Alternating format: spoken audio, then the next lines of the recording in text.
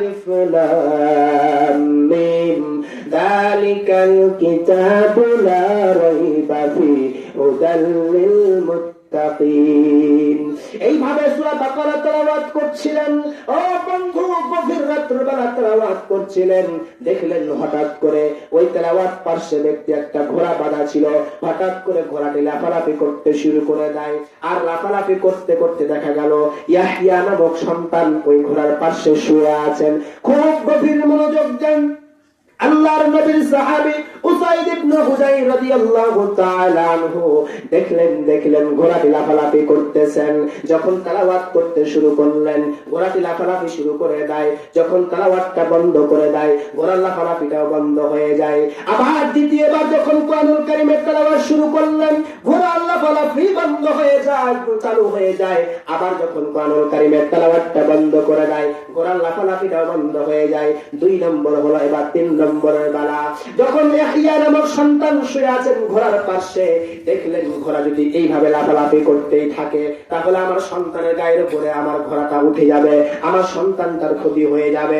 এমন এক সময় কোরআনুল কারীমের তেলাওয়াতটা বন্ধ করে দিলেন। কোরআনুল কারীমের তেলাওয়াতটা বন্ধ করে দেওয়ার পর ইয়াহইয়া নামক সন্তানটাকে ঘোড়ার কাছ থেকে একটু দূরে সরিয়ে দিলেন। উসাইদ ইবনে হুযাইর রাদিয়াল্লাহু তাআলা আনহু বাড়ির ভিতর থেকে বাইরে আসলেন। আসার পর দেখলেন আকাশের দিকে তাকিয়ে অনেকগুলো আলো যেন আস্তে আস্তে করে উপরে উঠে যায়। উপরে উঠতেই থাকে আর মিশতে থাকে, খোঁজ পাওয়া যায় না। সকালবেলা নবীজির কাছে গেল, নবীজি আমি রাত্রেবেলা কোরআনুল কারীম তেলাওয়াত করছিলাম সূরা বাকারা তেলাওয়াত করতে করতে দেখলাম হঠাৎ করে আমার ঘোড়া লাফালাফি করতে শুরু করে দেয়। বা তেলাওয়াতটা চালু করলে ঘোড়া লাফালাফি করে, আবার তেলাওয়াত বন্ধ করে দিলে ঘোড়া লাফালাফি বন্ধ করে দেয়। ও নবী, একবার 2বার 3বার পর্যন্ত দেখলাম না একই রকম কাজ করতেছে। বাইরে আসার পর দেখলাম উপরে অনেকগুলো আলো আস্তে আস্তে করে উপরে উঠে যাচ্ছে। উপরে উঠে যাওয়ার পর মিশে গেল, আর দেখতে পাওয়া যায় না। নবীজি বললেন, ও উসাইদ ইবনে হুযাইর, তুমি কেন কোরআনুল কারীমের তেলাওয়াতটা বন্ধ করলে? কোরআনুল কারীমের তেলাওয়াতটা তুমি করতেই থাকলে, তুমি করতেই থাকতে।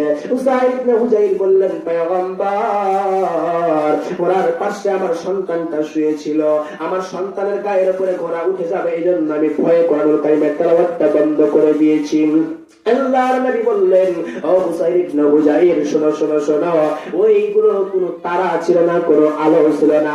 তুমি বাড়ির ভিতরে কোরআনুল কারীম তেলাওয়াত করতেছিলে, আল্লাহর রহমতের ফেরেশতা তোমার কোরআনুল কারীমের তেলাওয়াত শোনার জন্য তোমার বাড়ির ছাদের উপরে এসে উপস্থিত ছিলেন। যেরকম সুবহানাল্লাহ। ও উসাইদ ইবনে হুযাইর, শোনো, তুমি যদি কোরআনুল কারীম তেলাওয়াত করতে থাকতে সকাল পর্যন্ত, তাহলে মদিনার সবাই ওই রহমতের ফেরেশতাকে দেখতে পেত। রহমতের ফেরেশতারা কোনোভাবেই লুকাইতে পারত না।